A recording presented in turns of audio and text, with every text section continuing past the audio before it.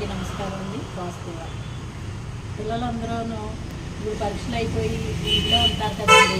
పిల్లల్ని మార్కులు తక్కువ వచ్చినాయి అని మనం పక్క వాళ్ళు ఎవరైనా మన దగ్గర ఉన్నప్పుడు లేకపోతే స్నేహితులు ఉన్నప్పుడు ఇంట్లో ఇతర పిల్లలు ఉన్నప్పుడు మనకి పిల్లలు ఉన్నారనుకోండి, వాళ్ళ ముందు నీకు మార్కులు తక్కువ వచ్చినాయి, వాళ్ళకి ఎక్కువ వచ్చినాయి, నువ్వు ఎందుకు పనికిరాని వాళ్ళు అన్న మాట ఆ పిల్లల దగ్గర వాడకూడదండి. ఎందుకంటే వాళ్ళ మనసుకు బాధపడేలాగా ఒకలాంటి భావాలు వాళ్ళలో రేకెత్తుతూ ఉంటాయి. అందుకని అటువంటి మాటలు మాట్లాడకూడదు. ఇది కాకపోతే ఇంకొకటి, ఒక దాంట్లో టాలెంట్ లేదనుకోండి, ఇంకో దాంట్లో చూపించుకుంటారు పిల్లలు.